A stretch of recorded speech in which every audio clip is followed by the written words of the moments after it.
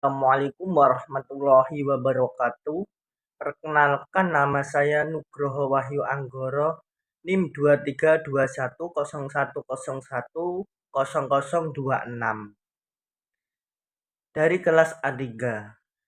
Di sini saya akan mempresentasikan dan menjelaskan yang berjudul peran madrasah dalam membentuk karakter dan kepribadian yang komprehensif.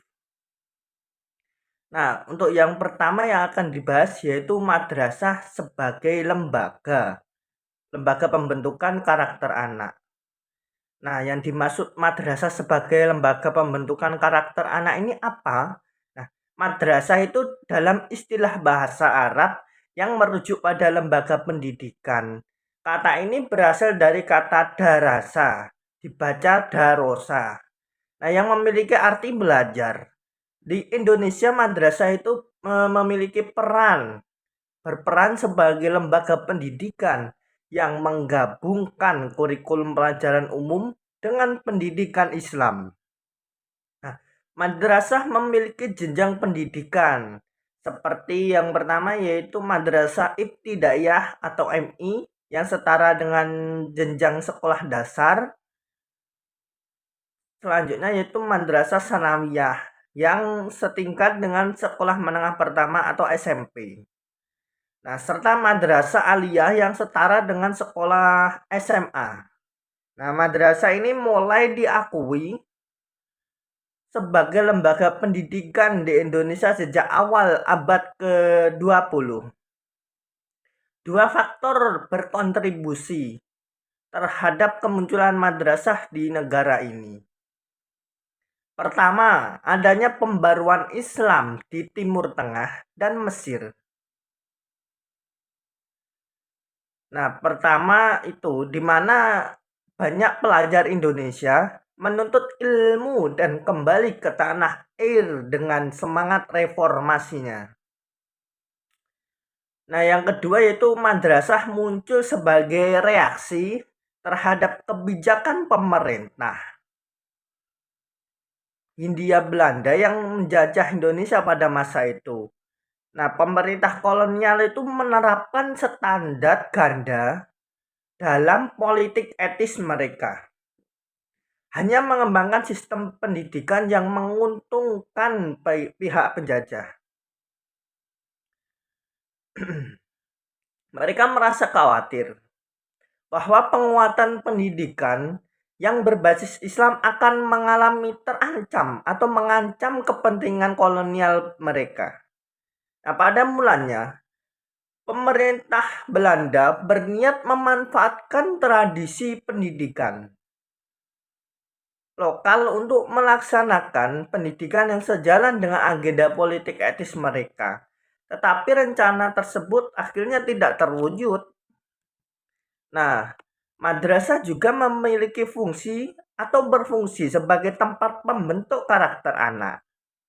Nah, karakter itu dapat diartikan sebagai pola pikir atau perilaku yang unik yang dimiliki oleh setiap individu, serta nilai-nilai yang tampak dalam interaksi Tuhan, diri sendiri, orang lain, dan lingkungan sekitar. Hal ini diwujudkan melalui cara berpikir, perasaan, pengucapan, atau ucapan, sikap, dan tindakan yang didasarkan pada norma maupun agama, sosial, budaya. Terdapat 3 elemen penting dalam pendidikan karakter. Untuk yang pertama yaitu melakukan kebaikan, memahami kebaikan, dan mencintai kebaikan tersebut. Nah, pendidikan karakter tidak hanya mengajarkan anak untuk membedakan antara baik dan buruk, tetapi juga mendorong mereka untuk terbiasa berbuat baik.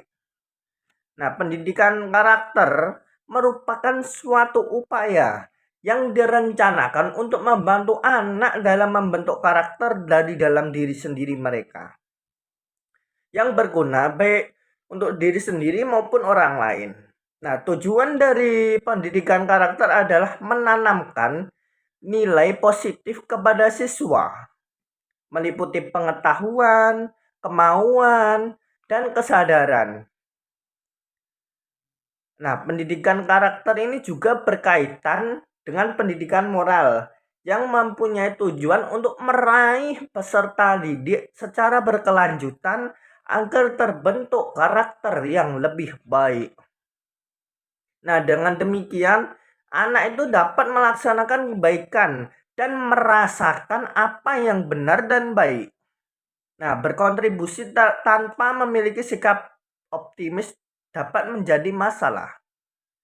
Saya ulangi, berkontribusi tanpa memiliki sikap optimis dapat menjadi masalah. Mendidik seseorang lebih fokus pada aspek intelektual daripada moral dapat membentuk ancaman bagi masyarakat sekitar. Nah, sekolah juga memiliki peran dalam membentuk kepribadian anak. Pendidikan karakter menjadi langkah yang krusial dan strategis untuk mengembalikan identitas bangsa serta mendorong terciptanya masyarakat Indonesia yang baru. Namun hal ini perlu disampaikan. Phillips menekankan bahwa pendidikan karakter harus melibatkan semua pihak yang berkepentingan, termasuk rumah tangga, keluarga, sekolah, dan masyarakat yang lebih luas. Oleh karena itu, langkah pertama yang akan dilakukan atau yang perlu dilakukan adalah memperkuat kembali hubungan dan jaringan pendidikan yang sebagian besar telah terputus di antara ketiga lingkungan tersebut. Tanpa adanya berkesinambungan dan keselarasan di antara ketiga lingkungan tersebut, pengembangan karakter dan pendidikan karakter tidak akan dapat berhasil. Nah, untuk yang selanjutnya, yang kedua yaitu madrasah sebagai screening moral. Nah, saat ini Indonesia menghadapi berbagai perilaku menyimpang yang ditujukan oleh kalangan remaja. Dalam konteks pendidikan, penyimpangan ini sering muncul, terutama yang berkaitan dengan pelanggaran norma-norma moral itu. Nah, masalah ini tidak hanya melibatkan remaja, tetapi juga orang dewasa. Setiap hari, kita dapat melihat berbagai bentuk pelanggaran moral, seperti kekerasan, pelecehan seksual, korupsi, pemalsuan ijazah, perkelahian, hingga pembunuhan. Nah, oleh karena itu, sangat penting memberikan pendidikan moral kepada individu guna untuk mengurangi terjadinya pelanggaran tersebut. Nah, pendidikan moral kepada setiap individu itu mempunyai tujuan untuk membentuk individu yang berintegritas dan bermoral tinggi.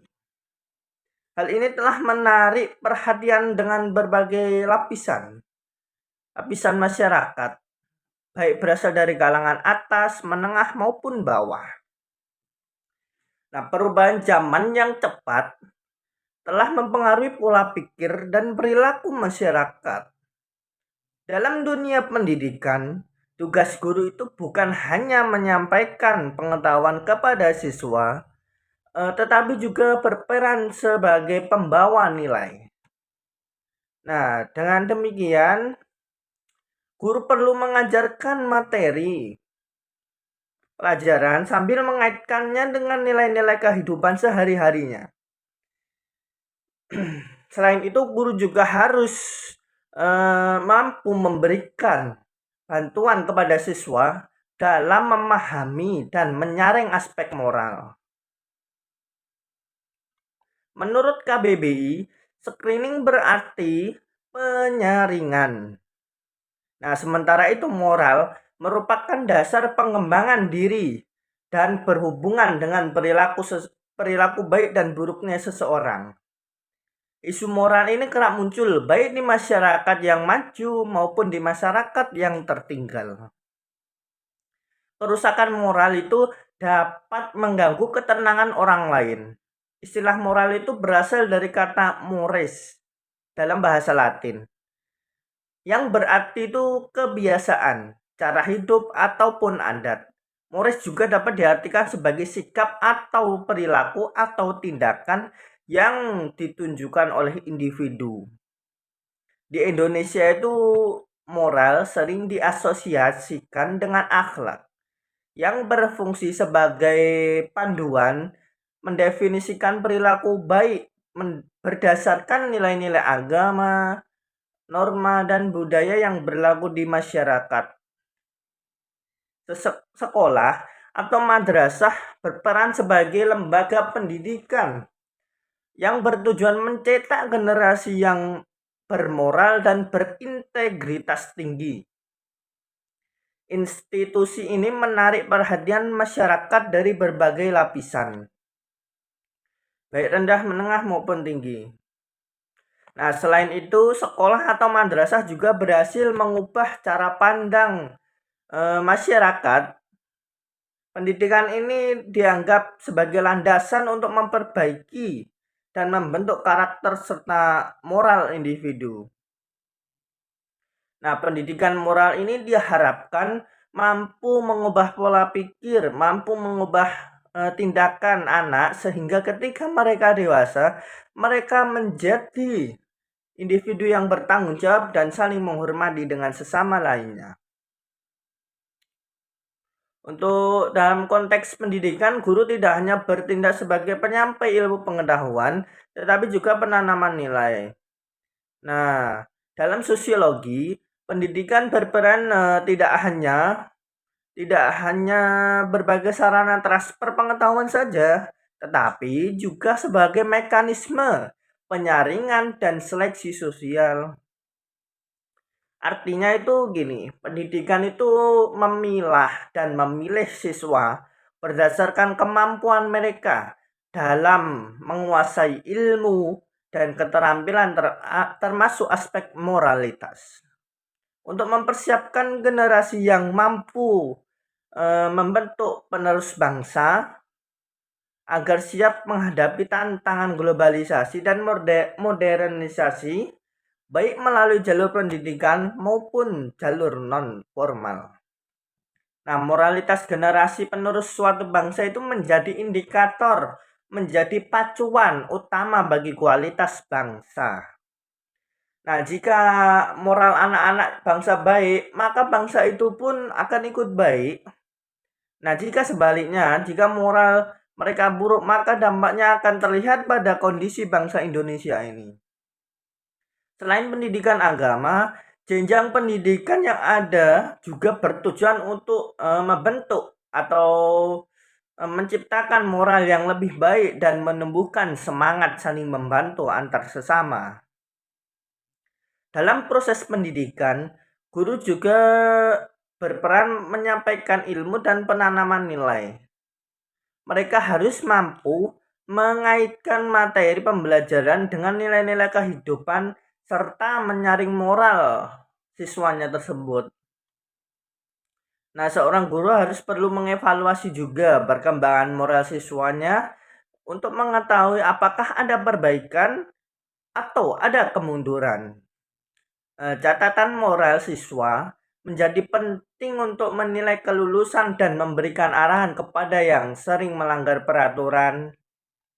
Nah, untuk yang ketiga yaitu madrasah sebagai pembentukan kepribadian. Kepribadian itu apa sih? Kepribadian itu adalah ciri khas yang membedakan antara seorang diri dengan yang lainnya. Nah, dengan memahami kepribadian seseorang, kita dapat memprediksi bagaimana ia akan bersikap dalam situasi tertentu. Kepribadian mencakup semua karakter individu dan keunikan yang muncul dari interaksi satu orang dengan orang yang lainnya, serta dipengaruhi oleh keturunan. Nah, di sekolah itu siswa diajarkan melalui norma dan budaya yang terdapat dalam masyarakat dan negara. Diharapkan melalui proses pembelajaran ini, siswa itu dapat memahami dan menerapkannya dalam kehidupan sehari-hari yang pada gilirannya membantu perkembangan kepribadian mereka. Nah, dengan memahami dan mengimplementasikan norma-norma yang ada, siswa itu dapat membangun kepribadian yang baik. Oleh karena itu, sekolah berperan sebagai keluarga yang bertanggung jawab untuk membentuk karakter anak yang agar menjadi generasi yang bermoral dan berintegritas tinggi. Nah, sekolah itu selain itu sebagai tempat untuk memperoleh pengetahuan yang tidak bisa didapati di rumah, sekolah juga berfungsi sebagai lingkungan yang membentuk karakter. Misalnya gini, ada anak yang dari keluarganya itu broken home. Nah, seringkali stres yang dapat mengarah perilaku nakal karena kurangnya perhatian, kurangnya didikan dari orang tuanya. Nah, disinilah itu sekolah itu mempunyai peran krusial dalam membantu anak-anak tersebut menjadi yang lebih baik. Nah, guru perlu melakukan bimbingan terus selama pembelajaran, termasuk pendidikan agama yang terus berkelanjutan. Nah, guru juga harus memperhatikan perannya dalam mengembangkan kepribadian siswa. Mereka harus mampu memberikan arahan, memberikan bimbingan, dan kebenaran untuk membantu siswa mencapai kesuksesan. Nah, guru di sini ini tidak boleh membatasi siswa dalam mengekspresikan diri. Mereka harus didorong untuk mengembangkan potensi dirinya yang dia miliki. Jika ada pelanggaran ataupun kesalahan, guru harus memberikan sanksi yang tepat dan sanksi yang sesuai yang telah diperbuat tersebut. Namun tugas guru itu tidak hanya menilai kesalahan siswa, tetapi juga mengakui prestasi yang mereka telah berhasil meraihnya. Misalnya gini, ketika ada seorang siswa meraih nilai yang baik atau memenangkan lomba, nah guru itu harus memberikan apresiasi dan penghargaan untuk meningkatkan semangat siswa tersebut. Menghasilkan anak yang berprestasi secara akademis memang merupakan tantangan bagi seorang sekolah atau guru tersebut. Tetapi membentuk anak yang berakhlak baik jauh memang lebih sulit, terutama dengan perkembangan teknologi yang cepat dan pesat ini yang berpengaruh pada pertumbuhan anak. Pendidikan karakter saat ini menjadi fokus utama dari berbagai pihak, termasuk pemerintah yang menekankan pentingnya pelaksanaan pendidikan karakter di sekolah-sekolah. Nah, melalui pelaksanaan pendidikan karakter di sekolah dilakukan melalui kebijakan nasional yang diatur dalam peraturan. Hampir semua pihak itu sepakat bahwa krisis moral yang dialami generasi sekarang itu disebabkan oleh penurunan moral dalam lingkungan masyarakat. Hal ini diduga berhubungan dengan ketidakefektifan pendidikan karakter di sekolah tersebut. Nah, saat ini pendidikan formal lebih cenderung berfokus pada aspek kognitif atau pengetahuan ketimbang moral atau karakter. Karakter tidak dapat berkembang di ruang kosong. Ia membutuhkan konteks untuk berfungsi. Nah, untuk yang sebab terakhir yaitu pengaruh keluarga, sekolah terhadap individu. John Locke berpendapat bahwa pertumbuhan siswa menjadi individu yang sangat dipengaruhi oleh lingkungan maupun pendidikan mereka yang mereka terima sejak kecil. Ia mengungkapkan bahwa setiap individu lahir seperti selembar kertas kosong. Dan lingkungan serta pendidikanlah yang akan membentuk kertas itu. Nah, teori ini dikenal sebagai teori tabula rasa. Lingkungan keluarga adalah lingkungan pendidikan pertama bagi anak. Nah, di sini di mana mereka mulai menerima bimbingan dan pendidikan dari orang tua. Anak-anak itu juga lebih sering berinteraksi dengan keluarga, sedangkan dibandingkan dengan sekolah ataupun guru. Nah, tantangan pertama yang muncul dari keluarga ini seperti ini. Di keluarga, anak yang terlalu dimanjakan oleh orang tua cenderung menjadi malas belajar. Dan orang tua seringkali hanya mengikuti keinginan anak tersebut. Nah, di sekolah itu tantangan kedua dari ketidakmampuan guru mengawasi siswa secara terus-menerus.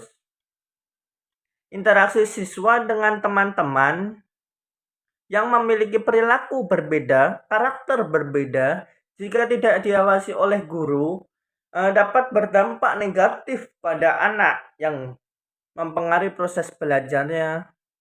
Sekolah itu berfungsi sebagai lembaga pendidikan yang resmi yang melaksanakan kegiatan pembelajaran secara sistematis, terencana, dan terarah.